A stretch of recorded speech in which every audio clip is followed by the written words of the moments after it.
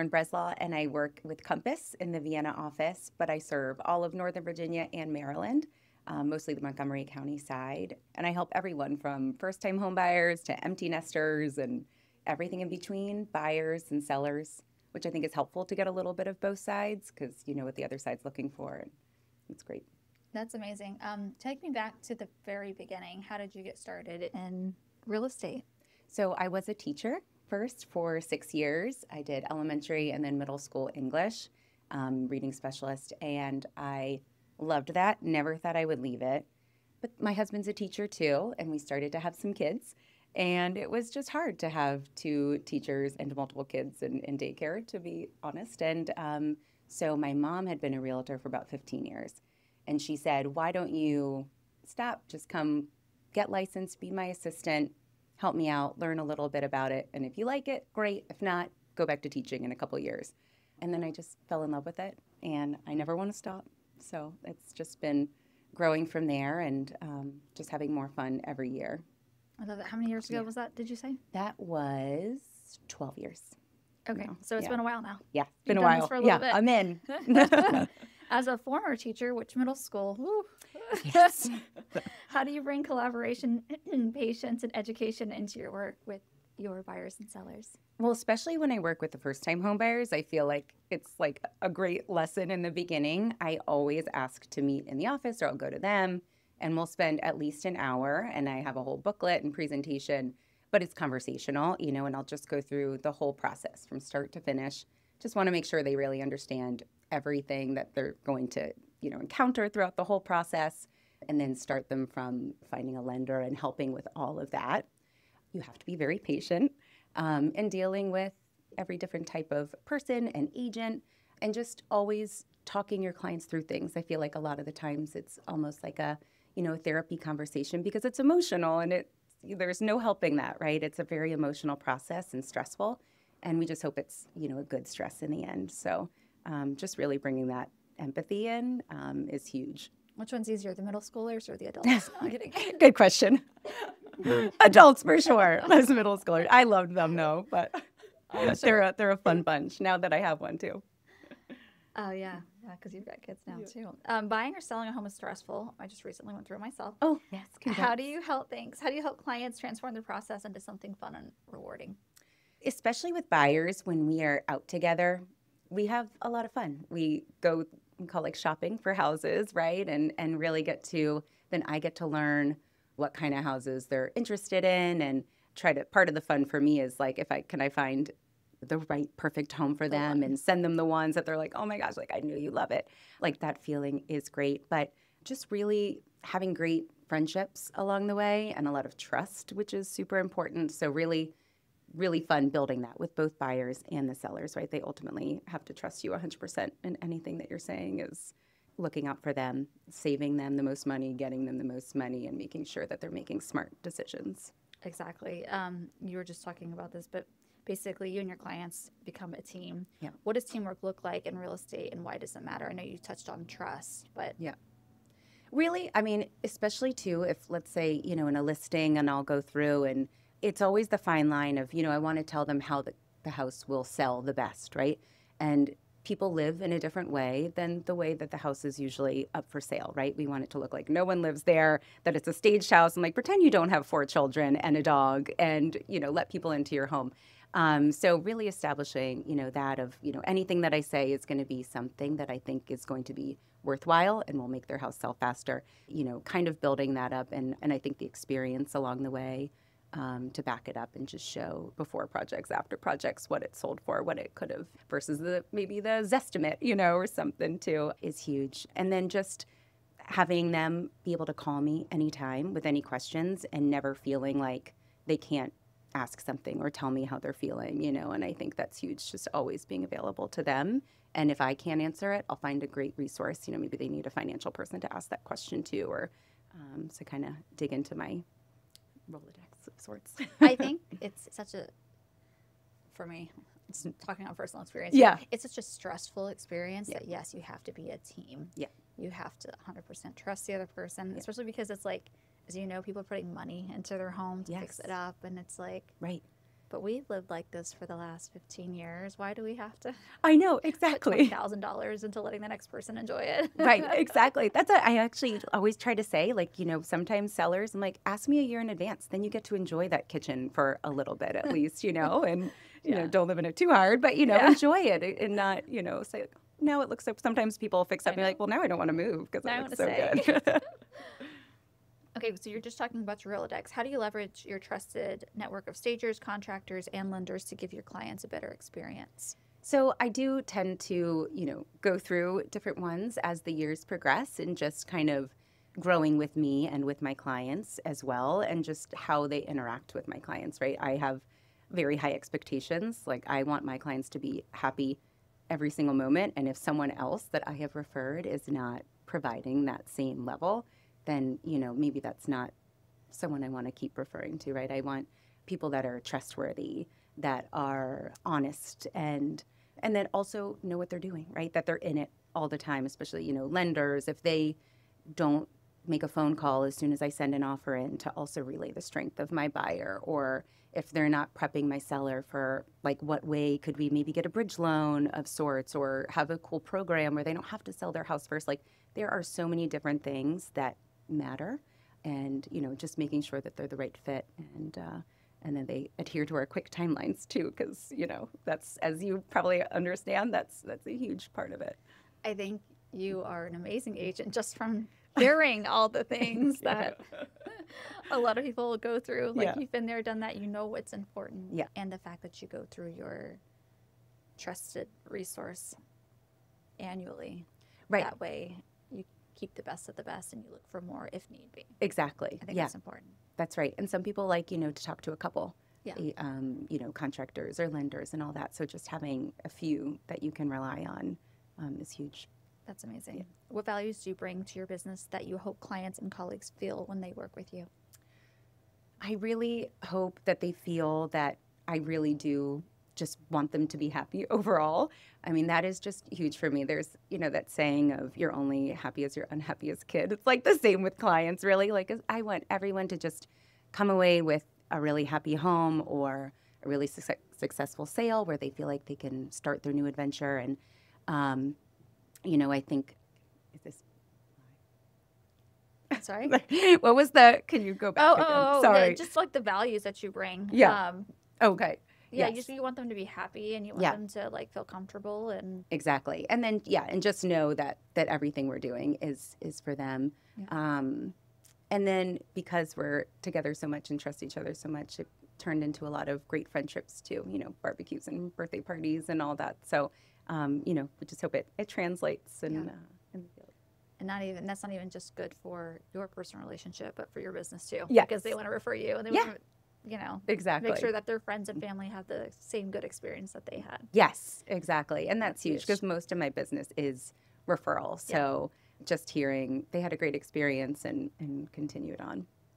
I will say sometimes you can be an amazing agent, but if the agent on the other side isn't, you're almost doing their job as well. Yes, exactly. And, like, not wanting to throw them under the bus either. So trying to, like, phrase it in a way where I'm not like, that other side's where, like, let's just, I'll ask one more time and check in. And we'll get it done. And if they don't, then I'm going to make sure that, we find the people that will get this fixed and taken care of. You're constantly assessing the market. It's changing all the time. How does that day-to-day commitment translate into wins for your clients? So it's funny, yesterday I was in the office talking to my broker and some colleagues, and we were just sort of reminiscing on the way the market is now. The good old days. The good old days, when you could just chill and take a look at a house and think about it. For the most part, that's kind of how it is now, where you have a little bit of time. Maybe you're able to get a full inspection. You're able to ask for repairs, and you're asking for credits and, multiple page addendum. And it's interesting, we were saying that a lot of the agents that we're, working with now are maybe newer and hadn't lived through that 10 years ago. And so everyone's kind of floundering of, like, how do you write this addendum now? It's all sort of new. But, now it's a whole new world. And so kind of remembering, what it was 2 years ago is not quite the same, right? During COVID, it was, again, kind of going back to the trust. We would sell a house. So if someone needed the funds, we would sell their house. We'd get maybe a 2-month rent back. And then in 3 months, they had to find their perfect house, but while competing with 15 other people that also wanted that next one. So really, I think just, assessing the market is, you have to be in it every day because it changes on a dime. 1 week a house can sit, but then the next weekend, that same exact house is on the market and that one flies off. So just kind of really keeping up with the market predictions and just knowing when to tell your clients when to list, when to offer, and all that's important. That's amazing. How many clients is too many clients? Do you think there's such a thing? Being a solo agent versus somebody who has a team? That's a good question. I try never to work on more than like 5 or 6 in depth at a time. There are always clients that are slowly looking. Maybe they'll just be on a search collection for a year before they're really quite ready. So maybe I don't count that as like ones that I'm with every day or going to their house every day to get it ready for the list process. So 5 or 6 I try to kind of keep there because my level of expectation for myself is so high that I never want. I've had clients say, I always feel like I'm your only client. I'm surprised to hear. Like, that's what amazing. I want. That's my goal, right? Is that I'm never too busy. And maybe that means I'm on my phone all the time or having to leave dinner to answer a call. But I always want to be there for all of them. So try to stick to that. It's got to be a balance though, right? Yes. So the kids aren't like, Mom. Yeah, exactly. It's like I want to teach them, dedication and, a drive, but I also don't want them to say my mom was never around, and missing all the soccer games and things. So it is really trying to find that good balance where they know they're loved and just kind of proud and excited they love hearing about some of the stories and going and put signs up for me or a lockbox, try to make it fun and involve them too. Want to be part of the process. Yeah, exactly. So preparing a home for sale is one of your favorite parts of the entire experience. Yeah. Why do you love that stage so much? So I love design. I love coming in and, we kind of touched on, never wanting to offend anyone, right? And I'm like, oh, but always the idea of this is what would look so great. This is what would help sell your home faster for more money. I find that so fun. And I have made even like vision boards and I'm like, I'll pick your fixture. I'll pick your paint color. I'll pick that bathroom vanity, I just love that part of it. And then I work with a stager and I have a couple different stagers too, kind of depending on the house, depending on the style, depending on the, the level of the home. And just really, even if it's colonial and super traditional, right, versus modern, just being really cognizant of that. I just find that process so fun, seeing kind of the start to finish product and having the clients excited for it too. Do you do before and after pictures just for your own? For myself. I would never post them because I never want people to be like, I'm not shaming a before because everyone, however they live is how they live and that's, their house. So, but sometimes, I've definitely even helped, from like a hoarding situation from start to finish and we got it looking gorgeous, with 15 offers and, you never would have thought that 6 months ago, so I'm saying case studies, that would be phenomenal. That's true. And when you sit down with somebody who is thinking about hiring you to say like, here's the before, here's the after, 15 offers, this is what it sold for. So your house doesn't look like this, but even if it did, right, you can still make it out. Exactly. Yeah, exactly. Yeah, that's true. I should start doing that.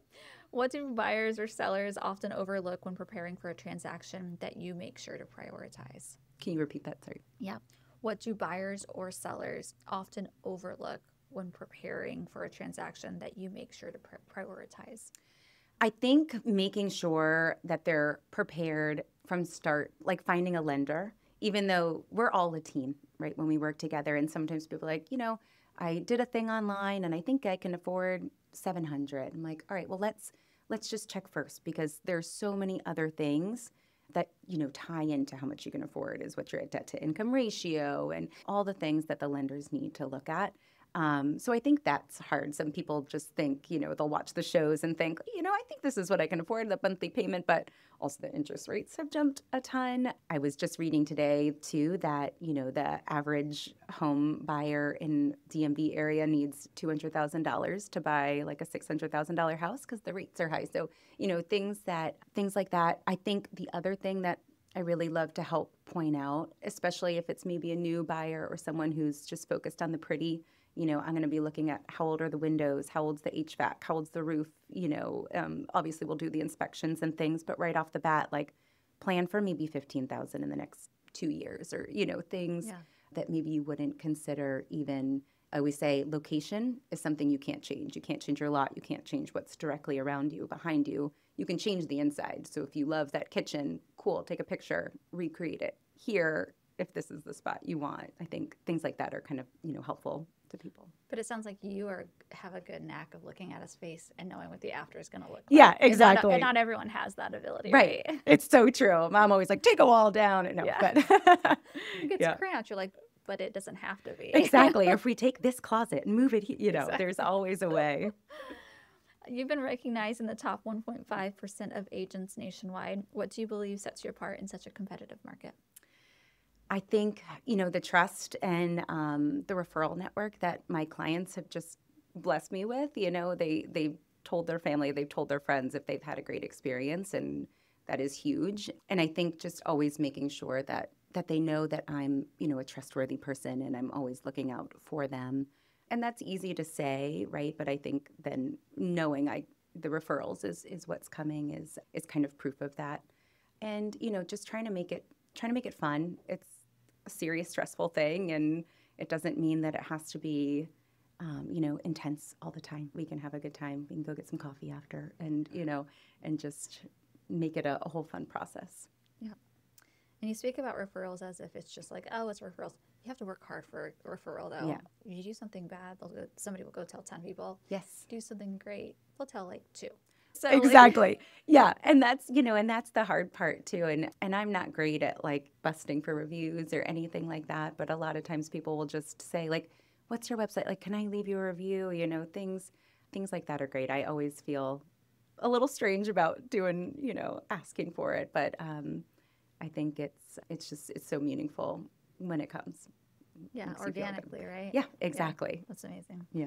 What I will say, though, when you change your mindset, marketing is like my passion. Yes. When you change your mindset around it, think of all the additional people you're going to be able to help. That's true. Because of the review. That's true. That's true. I know. Because I read reviews, right, of every company you're going to, or, a restaurant. And can you trust them or not? Yeah, How exactly. was the experience, Yeah. And even, some people will just say, if any of your clients even want to talk, like, give them my number. I'll tell them about our experience too. So that's been just so kind and wonderful as well. Have you ever had to use any of their numbers? Yeah, a couple times. Yeah, yeah. I don't. So again, like most of my business is referrals, so I don't usually have to, I'm going to say like, compete as much. But every now and then, I'm going up against 4 or 5 other agents. And so sometimes that's just one thing I'll offer. And some referrals. That's good. Yeah. That's amazing. So tell me about how it felt to showcase Burke on the If You Lived Here show, and what did that experience mean for you as both a realtor and a local? So that was, just the coolest experience. I was really nervous about going in and being on the camera and all that, but I was like, it's not about me. This is about Burke. And there was so much that I lived there for 12 years and just loved every little part of it. I love the community. I love the lakes and all the trails to walk around. Really was like small town feel. So I just loved bringing that out to everybody. The hosts of the show were so sweet, and they were like, I've never heard of Burke before, and it is a small little community, but it's really taken off. In the last 10, 15 years or so, people have started to learn about it. There's the VRE, and it takes you into D.C. in the Pentagon, the buses there. So just a very convenient place. And so just being able to show a place that I loved so much was really special and really great to be, asked to do that. And, I do a lot of local events too, of sponsoring. I'm always the Burke Fire Station every year. I think it's the last 8 or 9 years now.